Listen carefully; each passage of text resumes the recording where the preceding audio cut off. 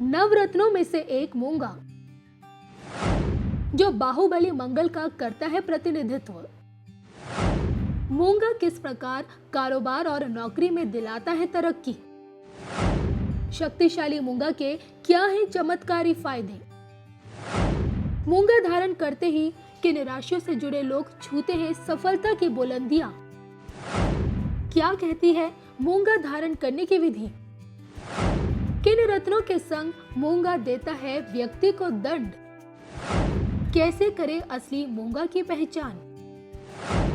धर्म ज्ञान पर देखिए अलौकिक मूंगा से जुड़ी संपूर्ण जानकारी। एक बार फिर रत्न जिज्ञासा में हमारे दर्शकों का स्वागत है, जिसमें हम आपको बताते हैं रत्न के धारण करने से लेके उसके पहचान की तमाम जानकारी। मेरे साथ मौजूद है हमेशा की तरह जाने माने ज्योतिषाचार्य मयंक शर्मा जी। धन्यवाद कविता, और धर्म ज्ञान के सभी दर्शकों को आचार्य मयंक शर्मा की ओर से जरूर नमस्कार। और रत्न कारोबारी मोहित तातीवाला जी। नमस्कार। जिनकी ऑलरेडी ये 125 साल पुरानी ये रत्न की ये दुकान है, और जो कि जैसे मैं अपने दर्शकों को बता दूं कि जयपुर में तकरीबन 80% जो रत्न का जो बिज़नेस होता है, जो एक्सपोर्ट होता है देश दुनिया में, यहीं से होता है, या फिर यूँ कहें कि ये एक जेम्स का हब माना जाता है।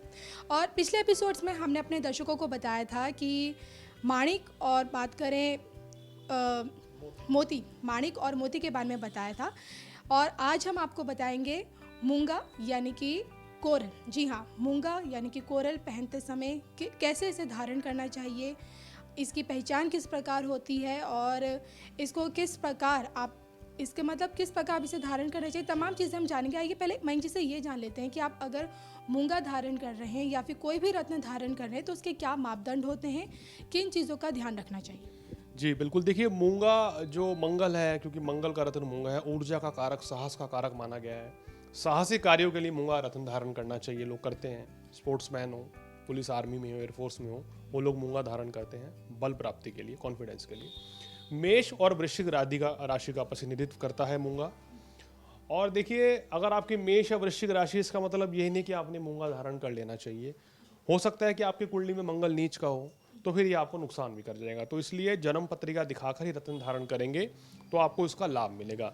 दूसरा, चंद्र लगन पर ना आधारित होके, लगन कुंडली के ऊपर आधारित होकर आपको रत्न धारण करना चाहिए, तो आपको विशेष लाभ मिलेगा।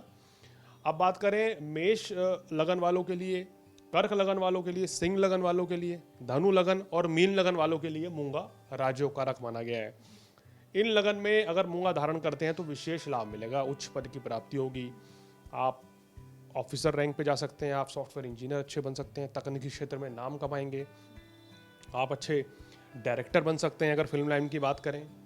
और अगर आप आर्मी, एयरफोर्स, बीएसएफ में जाना चाहते हैं, पायलट बनना चाहते हैं या खिलाड़ी बनना चाहते हैं, तो मंगल का मजबूत होना बहुत ज़रूरी है।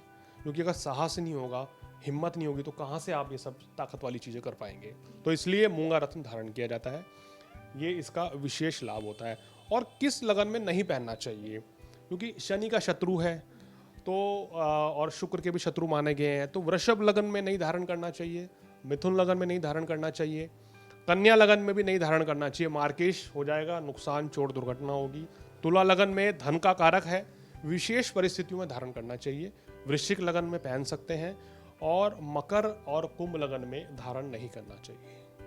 तो ये हमने मयंक जी से जाना कि किन लग्न वाले लोगों को धारण करना चाहिए और किन लोगों को नहीं करना चाहिए। लेकिन मयंक जी, मैं ये जानना चाहती हूँ कि मूंगा यानी कि कोरल धारण करते समय इसकी जो विधि होती है, किस दिन इसे धारण करना चाहिए, कितने रति का ये पहनना चाहिए। देखिए, कम से कम 6-6.25 रत्ती का पहनना चाहिए, हम अपने एपिसोड्स में बताते आ रहे हैं। इससे कम पहनेंगे तो उतना असर नहीं होगा, ज़्यादा आप कितना बड़ा भी पहन सकते हैं। और ये मंगलवार के दिन धारण करना चाहिए, सुबह 8 से 10 के बीच में। ओम मंगलाय नमः इस मंत्र का जाप करें 108 बार, और रत्न को अभिमंत्रित करके, जैसे बताया कि कच्चे दूध और गंगा जल से स्नान कराइए, नहा धोकर साफ सुथरे कपड़े पहनकर ओम मंगलाय नमः मंत्र की 108 बार आप जाप करके धारण करेंगे तो आपको शुभ फलों में वृद्धि होगी। लेकिन कुंडली दिखाने के बाद, कुंडली दिखाकर पहनिए, क्योंकि कहीं ऐसा ना हो जाए कि सकारात्मक चीज़ों की जगह नकारात्मक प्रभाव आपके ऊपर पड़ने लगे और शुभ फल की जगह अशुभ फल मिलने आपको शुरू हो जाए। मयंक जी, अमूमन ये देखा गया है कि लोगों के हाथ में एक रत्न नहीं होते, कई होते। नीलम भी पहना होता है, मूंगा भी पहना होता है, कहें कि तमाम पहने होते हैं। तो मैं ये जानना चाहती हूँ, अगर आपने मूंगा धारण कर रखा है तो मूंगा के अलावा कोई ऐसा रत्न जो नहीं धारण करना चाहिए, उसका नकारात्मक प्रभाव देखने को मिल सकता है? देखिए, मूंगे के साथ कभी भी गोमेद नहीं धारण करना चाहिए, लहसुनिया नहीं धारण करना चाहिए, और नीलम मंगल का परम शत्रु है, ये धारण बिल्कुल नहीं करने चाहिए। मंगल के शत्रु बुध भी हैं, तो पन्ना भी नहीं धारण करना चाहिए, वरना तो आपको मूंगे का शुभ फल नहीं मिलेगा। अगर इसके साथ कोई सा रत्न धारण करना चाहिए, लेकिन उस ग्रह की स्थिति भी आपकी कुंडली में शुभ होनी चाहिए। इनके जो मित्र हैं, जैसे कि सूर्य का मित्र है माणिक, धारण कीजिए आप मूंगे के साथ मोती धारण करें, विशेष लाभ मिलेगा। पुखराज धारण करेंगे तो आपको विशेष लाभ मिलेगा। इन रत्नों को धारण करने से शुभ फलों में वृद्धि होगी और आपके सभी कार्य बनते चले जाएंगे। मैंने जैसे कि हमारे सामने मूंगा रखा हुआ है, तो मैं बस आपसे ये जानना चाहती हूँ, ये एक ट्रायंगल टाइप का मुझे शेप दिख रहा है, तो ये कोई खास है, मतलब खास लोग ही इसे धारण कर सकते हैं? क्योंकि बिल्कुल, देखिए ट्रायंगल है ये, और ट्रायंगल मूंगा मैं आपको दर्शकों को दिखाना चाहूँगा कैमरे में। आखिर ये त्रिकोण क्यों पहना जाता है? क्योंकि मैंने बहुत से लोगों को देखा है कि गुरुजी मुझे किसी ने त्रिकोण सजेस्ट किया है, ट्रायंगल, आखिर ऐसा क्यों है? देखिए, इसका कारण यह है कि जिन व्यक्तियों की कुंडली में त्रिकोण भाव के स्वामी मंगल होते हैं, उनको मूंगा ट्रायंगल पहनना चाहिए, तो विशेष लाभ मिलेगा। जैसे वो कौन से लगन है? कर्क लगन है। कर्क लगन में पंचम भाव के कारक पंचम भाव त्रिकोण का होता है, मूंगा माना गया है, तो विशेष लाभ देगा। धनु लगन में पंचमेश होते हैं मंगल, त्रिकोण के कारक हो गए।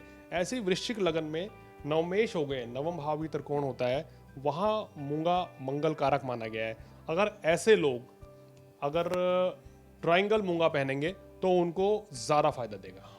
चलिए, ये तो हमने अब तक मयंक जी से जाना कि आखिरकार मूंगा पहनते वक्त किन चीज़ों का खास ख्याल रखना चाहिए, जो भी हम लोगों के मन में सवाल होता है अमूमन। लेकिन आइए अब हम मोहित जी से ये जानते हैं कि मूंगा में कितनी वैरायटीज़ आती हैं, कौन कौन सी कंट्री का मूंगा मार्केट में आज की डेट में बिकता है। मोहित जी। देखिए, मूंगे बेसिकली दो प्रकार के आते हैं। एक तो आता है इटालियन और एक आता है जैपनीज़। जो अपने जैपनीज़ मूंगा है उसको सबसे उच्चतम श्रेणी का रखा गया है। वो जो है ये है, इस प्रकार का आता है। मैं अपने दर्शकों को दिखाना चाहता हूँ, ये जैपनीज़ मूंगा है। जो इटालियन मूंगा है वो लंबा सिलेंड्रिकल शेप में आते हैं, ये इटालियन मूंगा है। और इसमें अपने सफ़ेद मूंगे भी आते हैं, ये इटालियन में ही आते हैं, जो इटालियन सफ़ेद मूंगा है। और जो जिन्हें अपने अफोर्ड नहीं कर सकते हैं उनके लिए अपने सेमी स्टोन है, सब्स्टिट्यूट है मूंगे का, वो है कार्डेनियन, वो ये है कार्डेनियन। और मैं एक अपने दर्शकों को ये जानकारी देना चाहूँगा कि जो भी आप राशि रत्न खरीदते हैं वो सर्टिफाइड गवर्नमेंट लैब से ख़रीदने चाहिए। हम भी आपको सर्टिफिकेट प्रोवाइड कराते हैं गवर्नमेंट लैब का, एक अप्रूव्ड गवर्नमेंट लैब से सर्टिफाइड करा के ही हम अपने राशि रत्न अपने कस्टमर्स को देते हैं। इसी के साथ मतलब आपने तो अलग अलग कैटेगरीज का बता दिया, अगर बेस्ट पूछा जाए तो आपके अनुसार कौन सा लेना चाहिए? बेस्ट जो मूंगा आता है वो जैपनीज़ मूंगा आता है, जो कि ये वाला है जैपनीज़ मूंगा।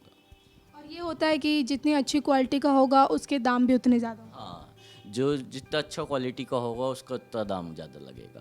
चलिए, ये तो हमने मोहित जी से जाना कि किस प्रकार के मूंगा होते हैं। और देखिए, अलग अलग वैरायटीज़ के होते हैं। आज की डेट में भी कई लोग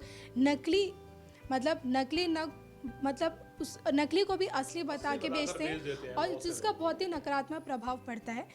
ऐसे ही मेरे पास भी कविता बहुत से लोग आते हैं, वो कहते हैं कि आचार्य जी हमने 20,000 का मूंगा लिया है, हमने 30,000 का मूंगा लिया है। हालांकि आते हैं इतने महंगे महंगे, आपको पता है मोहित जी, मैं आपके यहाँ से सारी परचेजिंग करता हूँ और सालों साल से कर रहा हूँ, और सर्टिफाइड स्टोन आप देते हैं, कभी कोई दिक्कत परेशानी नहीं हुई।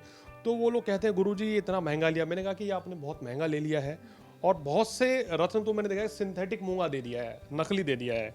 तो फिर वो लोग अपने आप को ठगा सा महसूस करते हैं, और जब वो वापस करने जाते हैं तो वो रत्न ज्वेलर्स वापस नहीं लेते हैं। तो इसलिए हम अपने दर्शकों को जो रत्न देते हैं वो ओरिजिनल रत्न हो रखते हैं। हम ततीवाला ज्वेलर्स से मोहित जी की शॉप से रत्न लेते हैं, और सर्टिफाइड स्टोन लोगों को देते हैं बढ़िया। और इनकी शॉप से रत्न लेकर कोई शिकायत भी नहीं हमने देखी है।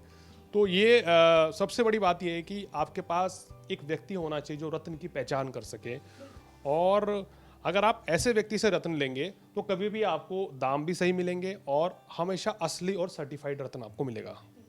तो आज हमने अपने एपिसोड में आपको बताया कि मूंगा यानी कि कोरल की क्या पहचान होती है, कितने प्रकार के ये आते हैं और इसे धारण करते समय एस्ट्रोलॉजिकली किन किन चीज़ों का आपको ध्यान रखना चाहिए। मैं अपने दर्शकों को ये बात आपको ज़रूर बता दूं कि आप कोई भी रत्न धारण कर रहे हैं लेकिन उसे धारण करते समय तमाम चीज़ें देखिए। आपकी कुंडली का विश्लेषण होना उसमें बहुत महत्वपूर्ण है। ये सिर्फ यही नहीं है कि आपके राशि अनुसार आप पहन ले, आपका लग्न भी बहुत मैटर करता है, किस लग्न में आपको कौन सी रत्न पहनना चाहिए, और आपके कुंडली में बैठे जितने भी 9 ग्रह हैं उनकी स्थिति किस भाव में है वो भी बहुत मैटर करता है। और तब जाके व्यक्तिगत आपको जो ज्योतिषाचार्य होते हैं वो आपको बताते हैं कि आपके लिए कौन सा रत्न आपकी कामयाबी में, सफलता में 4 चांद लगा सकता है। लेकिन अगर आप रत्न धारण करते समय मयंक शर्मा जी से परामर्श चाहते हैं, कोई भी सलाह चाहते हैं, तो बेझिझक स्क्रीन पे दिख रहे इस नंबर के ज़रिए आप डायरेक्ट मयंक शर्मा जी से कांटेक्ट कर सकते हैं। इसी के साथ हम सबको दीजिए इजाज़त। आपको हमारा ये एपिसोड कैसा लगा प्लीज़ हमें कमेंट करके ज़रूर बताएगा, और जो हमारे बाकी के जो एपिसोड्स हैं वो अन्य रत्नों पर ही आधारित हैं।